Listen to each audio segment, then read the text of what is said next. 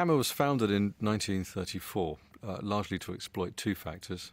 The first of which was that one of the families that founded the company also controlled a chain of music halls and latterly cinemas called the Blue Halls. The second factor that led to Hammer being founded was the fact that at the time in England, the law stated that a certain proportion of all films screened in this country had to be produced in Britain. This was a way to safeguard our film industry from the threat of American production. In 1949, the company was revitalised, and there were a number of key players behind that revitalisation. The first was James Carreras, who was Enrique Carreras' son, and the other was Anthony Hines, who was William Hines' son, and it was under their control that Hammer got back on its feet after the war and resumed production of... They were still B pictures, but they were superior to the ones that their fathers had made before the war. There had been relatively little production of horror films in this country since they'd been banned in America, because it was considered that there was no market for them. The X certificate, indicating that a film had horror content, was introduced in England in the early 1950s. And so Hammer decided to deliberately emphasise its horror content with the aim of being granted an X certificate, which duly happened in 1955. Now, if this hadn't have worked, it probably would have marked the end for the company. But the first British X certificate film was, in fact, a massive success and set Hammer on a new course. I think there are three principal ingredients to what constitutes a Hammer horror. And these three factors fell into place over the course of three films in the mid-1950s. I think the first crucial factor was horror itself, which came along when Hammer made the Quatermass Experiment in 1955. It was a black and white picture, but it was still a horror picture, and nobody in this country had seen anything quite like it before. The second major ingredient was, I think, colour, because the success of the Quatermass Experiment brought Hammer to the attention of financiers and distributors, who were then able to inject enough capital into the company for them to actually shoot their next horror picture in colour. So The Curse of Frankenstein was their first Gothic horror film, and the first horror film to be made in colour in this country. Now, the final ingredient was, I think, sex, and this came about with a third picture in this loose trilogy, which was Dracula. So by the time Dracula came along in 1958, they were making deliberate efforts to make the films more erotic as well. I think it's crucial that the poster for Dracula carries the tagline, "The terrifying lover who died yet lived." By the end of the 1950s, Hammer had distribution guarantees with Universal, Paramount, Warner Brothers, Columbia. No one else had managed that, and this enabled an absolutely extraordinary output of films, especially during the 1960s, when the company really was at the peak of its commercial powers. During the 1950s and at various points during the 60s, Hammer was creatively steered by its two executive producers, Tony Hines and Michael Carreras. James himself decided that it was time to go. He'd been awarded a knighthood by this time for his charity work, and he decided to retire. And so in 1971, Michael Carreras took control of Hammer.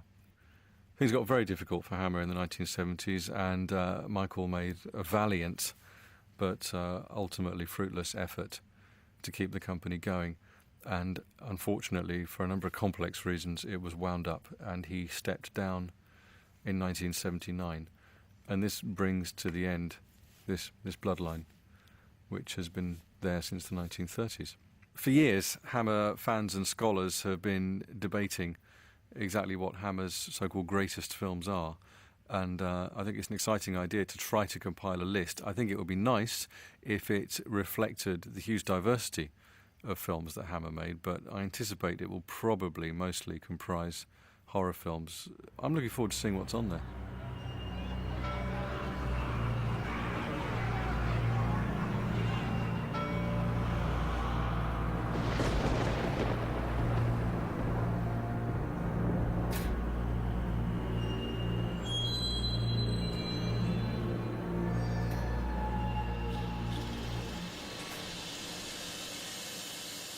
1 Million Years BC is an interesting film in Hammer's portfolio in that it was one of the very few genuine remakes that they ever produced. Their horror films are routinely and inaccurately referred to as remakes by a lot of film historians, but in point of fact, 1 Million Years BC actually was a remake. It was a Roach film in 1940 called just 1 Million BC, which had started life as a treatment by none other than the great film pioneer D.W. Griffith, called When Life Begins. 1 Million Years BC isn't a horror film.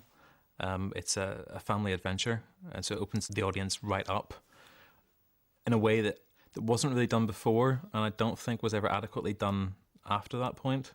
The story is a kind of odyssey, actually, of the sort of prehistoric age. With you get a guy from the Rock Tribe, played by John Richardson, who gets kicked out. He journeys across strange lands, meets all sorts of bizarre creatures, and eventually hooks up with the Shell Tribe, personified by Raquel Welch.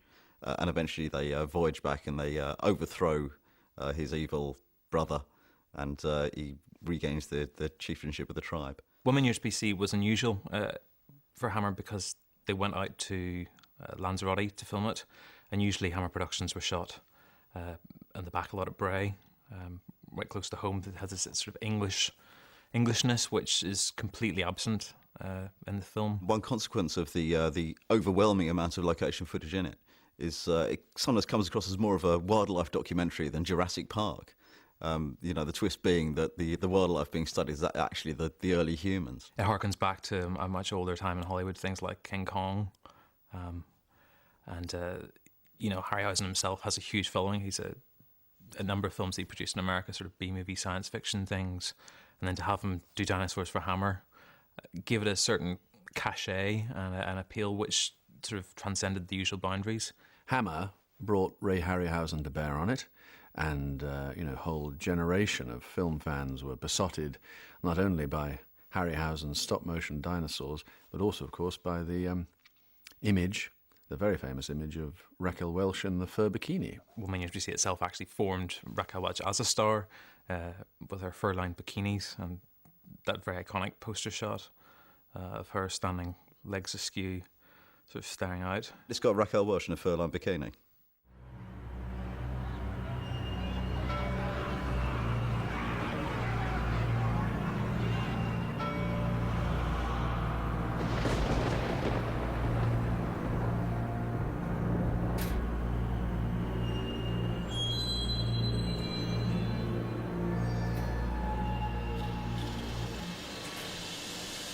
In 1970, the X certificate is changed from being a case where no under 16s could get in to a case where no under 18s could get in.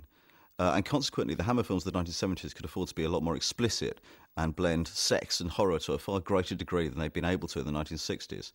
And the first obvious instance of this is The Vampire Lovers, which is basically lesbianism and vampires. The story that The Vampire Lovers was based on, Carmilla, was narrated by a teenage girl and has something of that very tremulous curiosity about the mysteries of sex that one associates with in a cliched way, that one associates with sort of magazine fiction. I was fascinated by detective stories and thrillers and all that sort of stuff that you do at that age.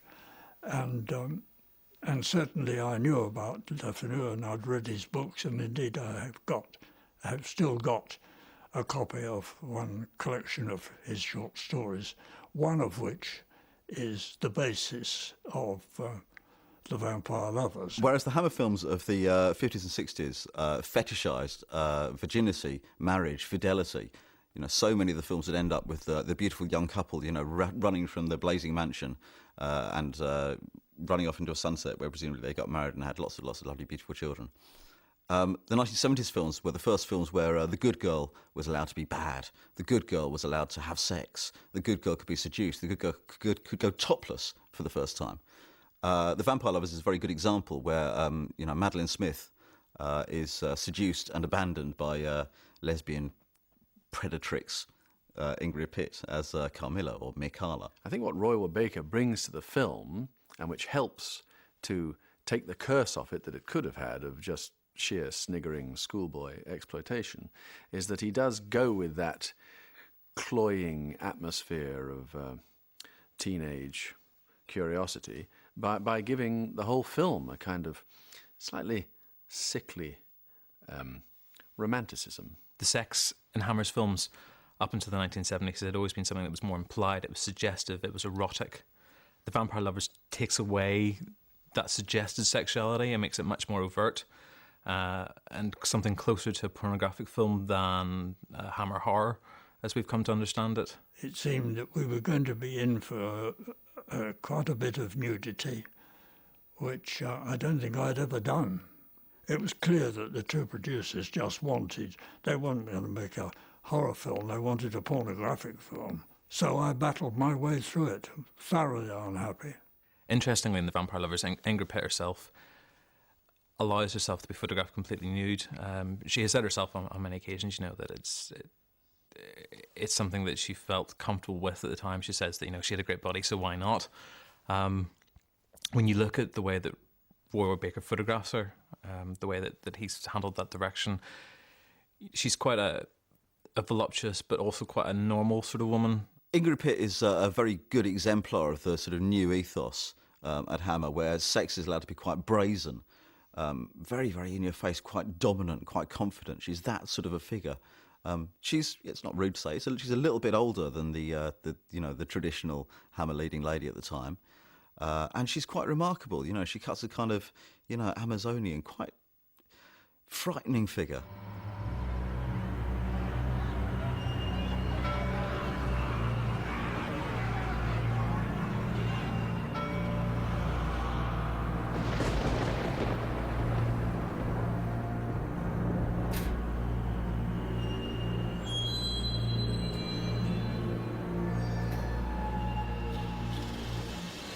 How I came to work for Hammer is pretty simple, really. I was having lunch in Elstree Studios, and with me was Roy Wood Baker, the director, and Albert Fennell, my business partner, and somebody else I can't remember. But a table or so away was Sir James Carreras, who was the head of Hammer, and his minions. And because of that, we on our table got talking about Hammer generally, and I said, well, it seems to me they just keep making over and over the same sort of thing. It's either Dracula or Frankenstein. They'd done it all several times, and so the popular sort of discussion was around the table, what on earth can they possibly do next? So, of course, people started putting up all sorts of jokey ideas which would never see the light of day. But then eventually Brian slapped the table and said, I've got it. I know what it is. Dr. Jekyll and Sister Hyde. He takes the potion, turns into a woman. And Roy Wood Baker was absolutely hysterical at this thought. Everybody fell about laughing at it. But of course he went straight back to his office and started working on Dr. Jekyll and Sister Hyde. I said to Michael Carreras, I wouldn't mind doing another film for you. And he said, well, come up with an idea and we'll discuss it. So what I did, I ran half a dozen or more, maybe a dozen, Hammer films. And I came up with a conclusion that they were always all the same, and the vampire ones were all the same. They always ended up with a stake being driven through the vampire's heart and so on. And plus the fact the most interesting person in it was always the villain.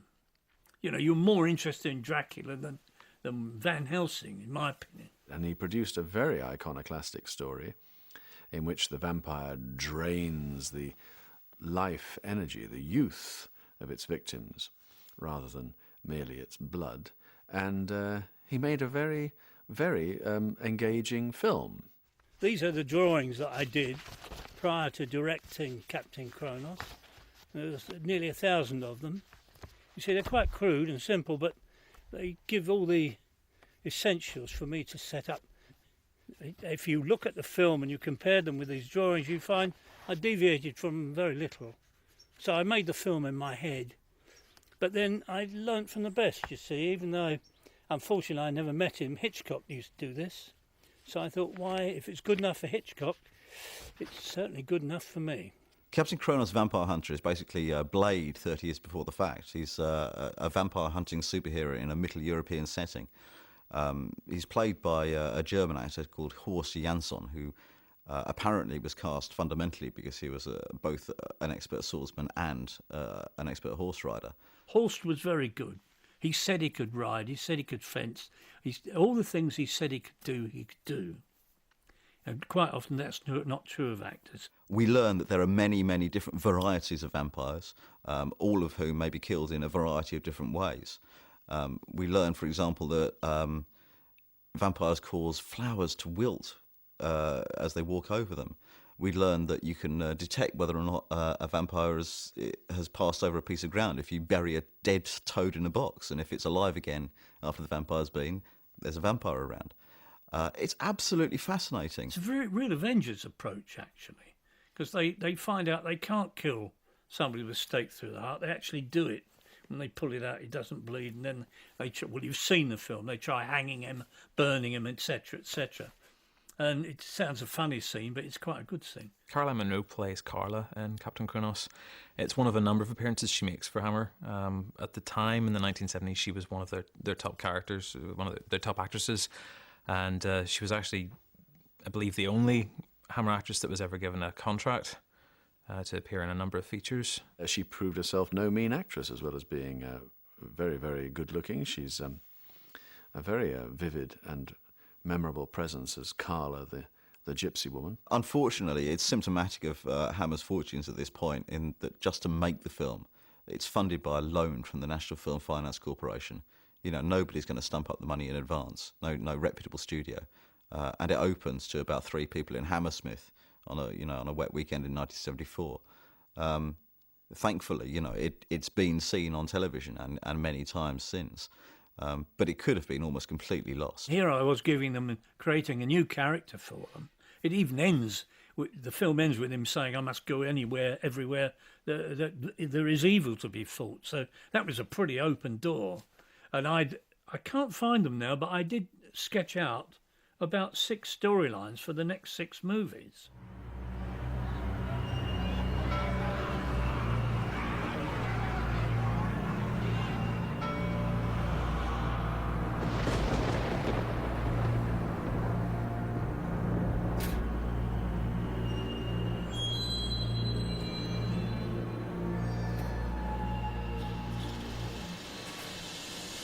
Plague of the Zombies is, in my opinion, perhaps Hammer's finest picture.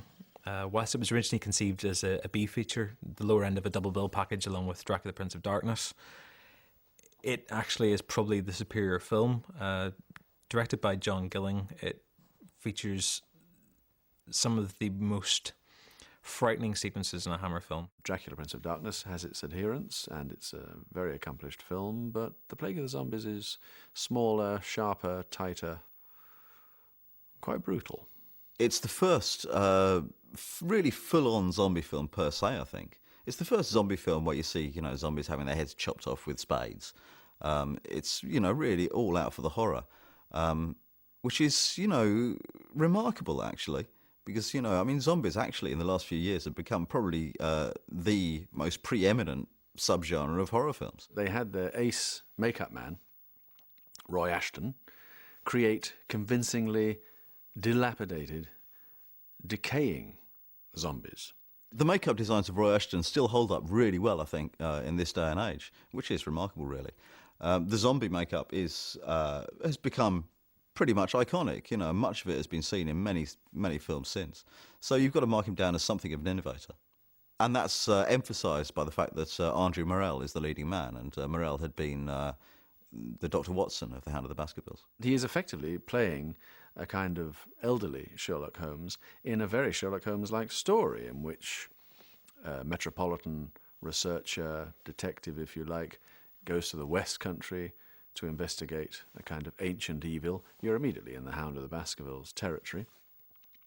And he gives a performance that is really so powerful, and yet, like most of the best actors, he seems to be making no effort whatsoever. I think you've got to say that Hammer lose something when they move out of Bray Studios. I mean, Plague of the Zombies is one of the last films to be shot entirely at Bray.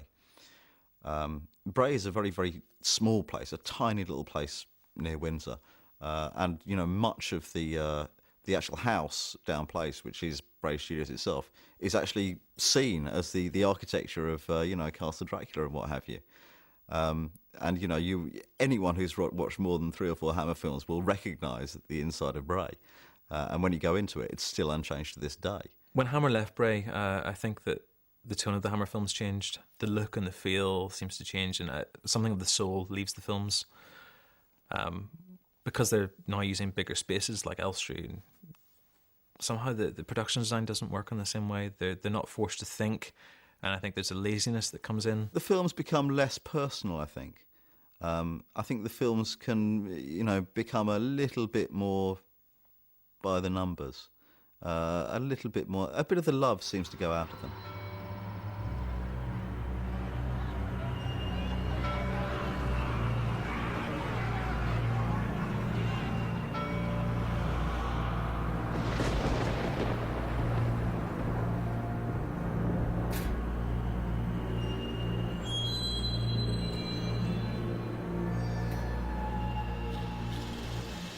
Taste of Blood Dracula is about 3 respectable Victorian gentlemen who, upon weekends, go to the East End to do charity work, which mostly involves hanging around brothels.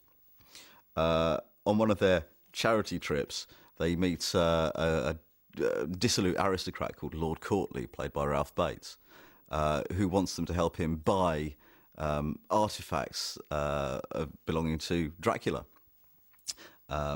They hold a sort of little black mass together, at which point Courtly drinks the dried blood of Dracula, appears to collapse. The 3 gents get spooked, beat him to death, and run away to their nice Victorian houses. Unfortunately, the process has actually restored the original Dracula back to life, and the first thing he wants to do is to wreak his revenge upon the gents who killed his servant. It pushes some interesting boundaries. It is titillating in the way that a lot of Hammer 1970s films are, and yet somehow it seems more restrained, ironically. It has an extremely interesting script, which oddly enough was originally written without Dracula. Warner Brothers weren't having that. Put Dracula into it, please. And as a result, Dracula, in some critical estimates, is a somewhat peripheral character. Christopher Lee doesn't have very much to do in Taste the Blood of Dracula. He's reduced to an almost shadowy figure, sort of skulking around in the background.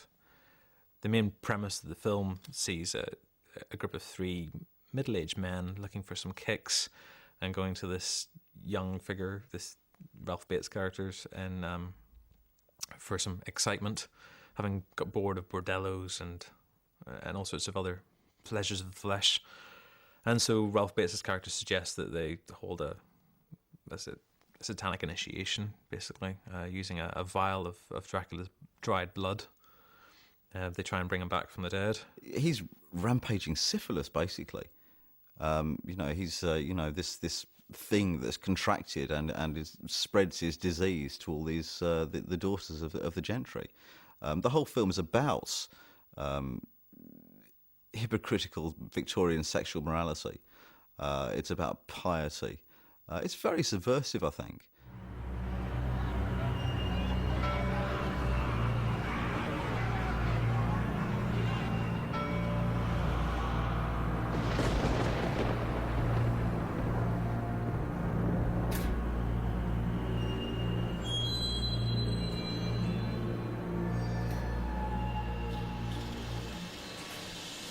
Hammer were always looked on by everybody else as the kind of lame dogs of the film industry. But in point of fact, it should be remembered that they were probably the only British film producing company where 2 international stars had been created, Peter Cushing and Christopher Lee. In Frankenstein Must Be Destroyed, you see Terence Fisher, the director, and Peter Cushing, the star, at the top of their respective forms. And really, in this film, their respective forms become a kind of unified form. They are a kind of team. They've worked on several of these Frankenstein pictures. They have developed and perfected the character of Frankenstein together to a very high level. And it's one of Fisher's most accomplished films. It moves fast. It's full of breathtaking set pieces. And in addition to that, of course, it's one of Cushing's most remarkable performances as a radically changed Baron. He's always been a bit of a bastard. He was a monomaniac and murderer in The Curse of Frankenstein, admittedly, but by Frankenstein Must Be Destroyed, he is officially a no-holds-barred psychopath. There's absolutely no doubt in my mind that the Baron is the monster in Frankenstein Must Be Destroyed. He's more than just a villain. He is, a force without conscience, without soul, without any kind of scruples or morals whatsoever. Even in like The Curse of Frankenstein, you get the sense of he's just a man who doesn't quite know when to stop. But he might have a point where he did come to a stop. The Baron of Frankenstein Must Be Destroyed does not stop for anything. He will happily chop the heads off people with a scythe. He happily resorts to blackmail. He happily embroils his conspirators in murder. He rapes. He's a really, really nasty piece of work. When you have a Baron Frankenstein who is as absolutely hateful as he is in Frankenstein Must Be Destroyed, it seems sensible to balance that with a creature who is deeply sympathetic. And Hammer were very lucky to get Freddie Jones to play the strange result of the Baron's experiments. And he has scenes with his wife, Maxine Audley, where she's uncomprehending because, of course, her supposedly dead husband now looks like somebody entirely different. These are scenes that are unusually touching for Gothic horror movies, and Freddie Jones was the ideal man to bring out the best in these very unusual scenes. Terence Fisher, the director, Peter Cushing, and Veronica Carlson, the stars, have all at various points particularly criticised the graphic rape sequence within the film, saying it is out of character when Baron Frankenstein rapes Veronica Carlson's character. Actually, I think if one is to look at the Frankenstein series as a whole, and in particular Must Be Destroyed, the sequence itself isn't out of character at all, and actually it's very tastefully handled by Terence Fisher.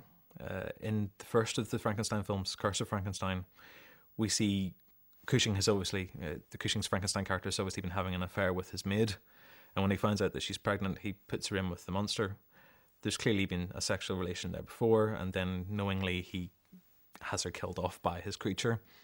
So whenever he decides that he's a bit pent up and wants to have his wicked way with, Veronica Carlson's character, it shouldn't surprise us. According to legend, the rape scene in Frankenstein Must Be Destroyed was imposed upon the production by Jimmy Carreras. But whether it was to sort of sex the film up or not, don't know. It certainly failed because the rape scene is really quite upsetting. Within the context of the film, it makes absolute sense, in fact, because it's the mechanism by which Frankenstein divides and conquers the young couple who is embroiled in his machinations. She, therefore, can't go and speak to her fiancé about what he's done. It makes absolute sense, and it makes sense that this increasingly psychopathic Frankenstein will resort to those sort of methods.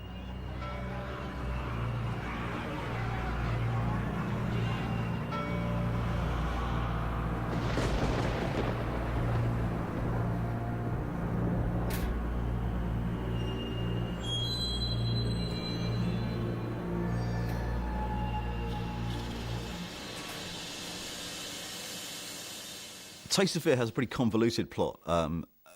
Basically, it's about a wheelchair-bound heiress whose nurse has died of mysterious circumstances, and she's sent to live with her father and her new stepmother on the Côte d'Azur.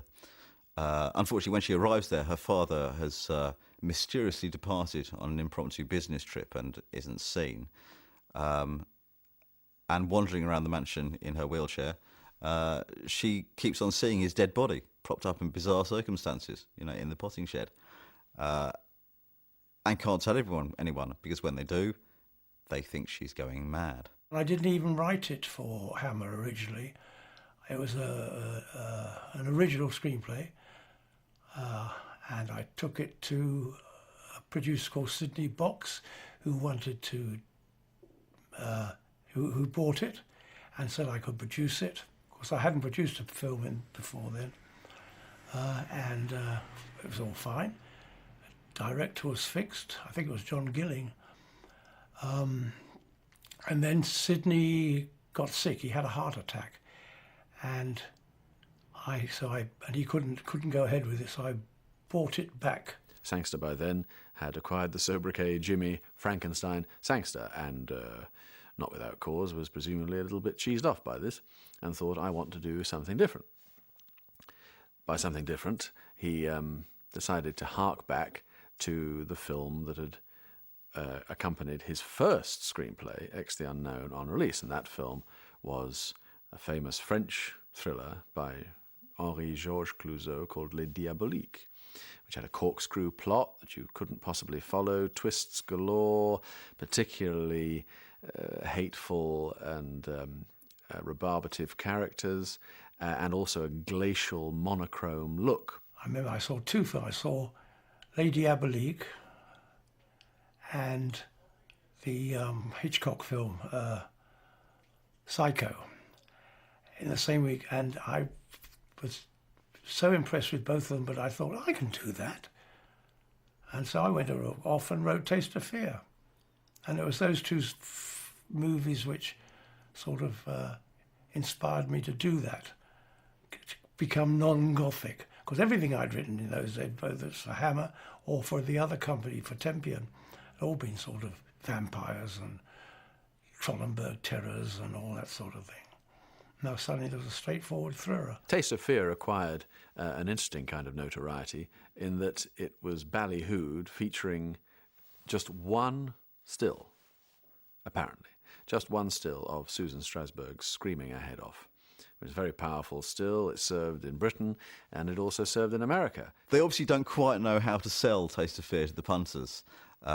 So they come up with this gag in the marketing where they plaster a strapline across the poster saying, this is positively the only photograph we can show you from Taste of Fear, in a bid to entice people further in. And you can only sort of imagine their disappointment, really, when the punters sort of turned up at the ABC and were sort of shown a melodrama about a wheelchair-bound heiress on the Côte d'Azur.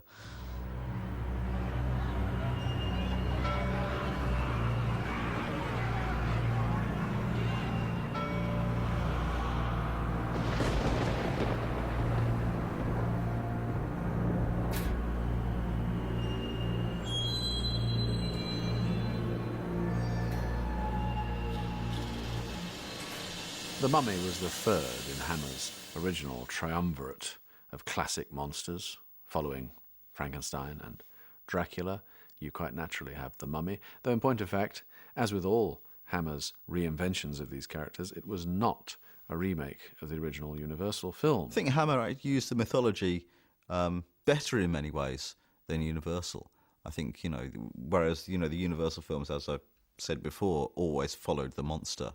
The Hammer's Mummy films did attempt to find a new twist every time, attempt to find something new to do with it, which is ostensibly fairly unpromising material because, basically a mummy film is a proto-slasher film. Christopher Lee in the role of the Mummy is a very sympathetic character. It's something I think that Lee does very well, and is often forgotten.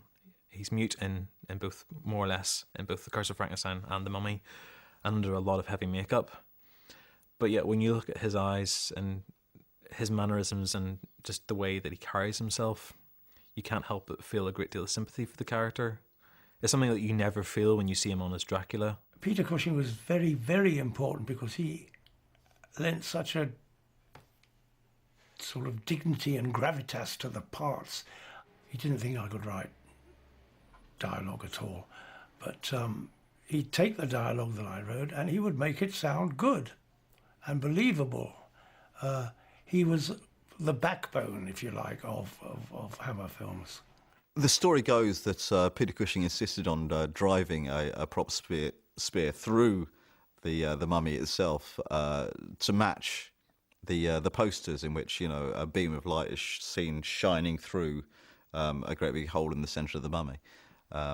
Whether or not this is actually true is up for debate, but it's a very good story. He decided that the viewing public needed to understand and see the thing that they were being shown on a poster.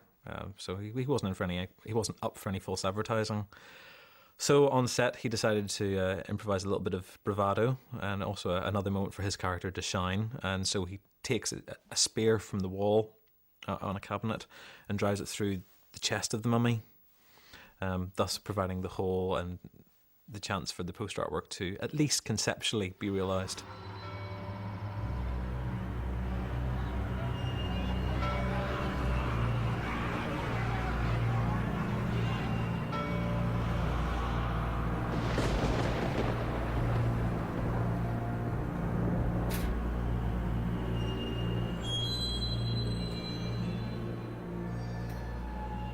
The Curse of Frankenstein is the Hammer horror film which really set the ball rolling. A lot of people would argue that Dracula's Hammer's first horror film, because it's the first horror film that really had a global impact on a massive scale. But The Curse of Frankenstein, whilst it's a bit more subdued, it's a bit more restrained, it opened up the floodgates to the horror cinema that we have today. The Curse of Frankenstein is my favourite Hammer film by quite a big margin, because it's the original text for everything that came since. It's the horror film reworked in colour for the first time, which is so significant. In many ways, it does remain the nastiest film Hammer made, and if you try to transport yourself in context back to when it was released in 1957, one can to some degree understand the howls of execration that were thrown up by critics when they saw this deeply gruesome film, a film, what is more, that was made in a British studio. I mean, it's a gruesome, ghastly aberration that those American people might possibly throw at us, but good Lord, this was made by the banks of the River Thames. I don't know why they didn't like it.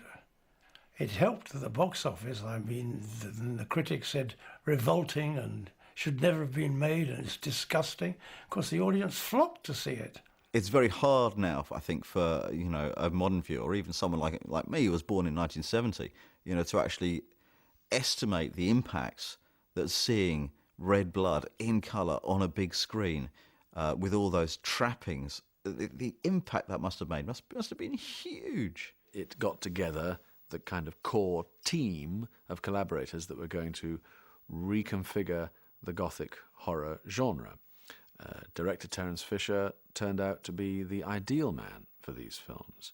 Composer James Bernard, whose musical cues were going to define Hammer in many ways.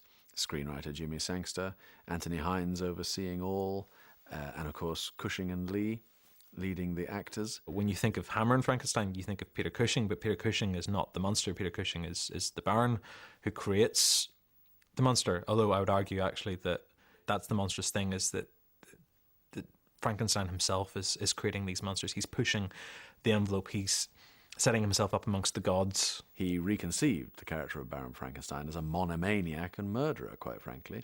No bones about it. And yet a monomaniac and murderer that the audience, in a strange, twisted way, rather root for.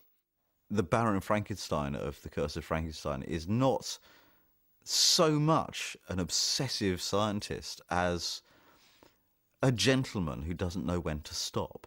Who could have possibly predicted that they would have such an extraordinary on-screen chemistry? On top of that, Lee again reconceived the creature as a very different creature to any previous Frankenstein's monster. He reconceived him as a kind of brain-damaged child, barely able to coordinate his limbs, and there are mime sequences that Lee does in that film which are remarkable to watch to this day. Sangster finds this very, very direct way of doing things.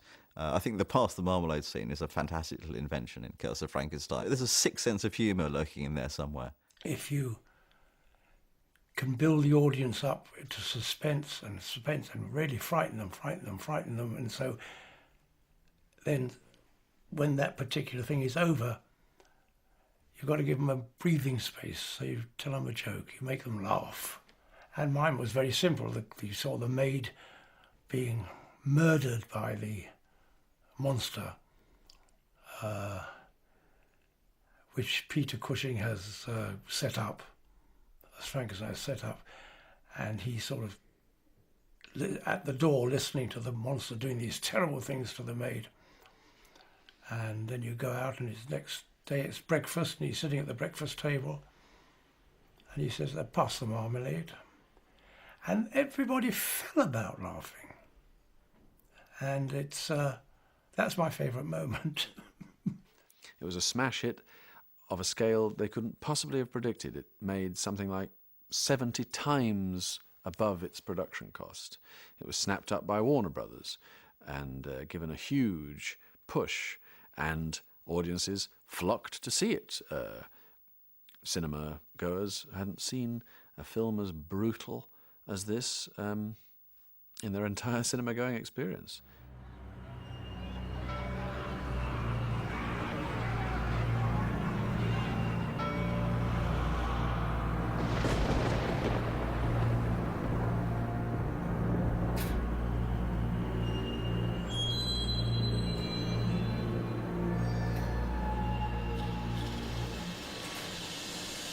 There's no messing around in Hammer's version of Dracula. There's no, Whitby sequences. There's no digressions to London. The original novel of Dracula is very, very difficult to adapt because it's essentially an epistolary novel. It's told in a sequence of manuscripts and letters. And, at times it's very, very slow-paced. Sangster has simplified the story. Dracula and his antagonist Van Helsing are made younger, more vital figures. And with Terence Fisher directing in a very unostentatious but extremely clever way to make a very fast-moving, lividly powerful film, these collaborators again produced an extraordinary reinterpretation of an apparently hackneyed story. Surprisingly, despite the fact that Dracula's presence is felt through every second of that film, Lee himself gets less than 10 minutes of screen time as the Count. It's well measured. His performance itself is that of an English gentleman almost. He comes down the stairs and it's, welcome to my house. I'm Count Dracula. Well, we just sort of take him at face value. But then, we see his character change, and he has this very violent edge to it. He throws people across floors. He carries them out. He lustfully plunges into necks. And he has a fantastic fight sequence with Peter Cushing at the end of the film. Christopher Lee's Dracula, very different to the Bela Lugosi version, which had become, I think, the default presentation. There's no hamming it up. There's no chewing over the scenery. It's actually very, very direct, and actually quite in this original film, it's quite understated. There's no hogging of the scenery. There's no, really going for it. He just goes straight down to it. He's just apparently, an aristocrat. Christopher Lee is omnipresent in Dracula because he is Dracula. Everything revolves around him. And I have to admit, he really is very, very good at it. As you say, he doesn't have many lines to say. And he doesn't have all that much screen time. But the screen time he does have, he really uses well. And he is the absolute star of that movie. The economy of Jimmy Sangster's screenplay is partly down to his innate understanding of how to economically achieve the best effect, because he's been a production manager. He knows what can and can't be afforded. He knows what is and isn't relevant. He doesn't actually have those artistic pretensions that might bog something like this down.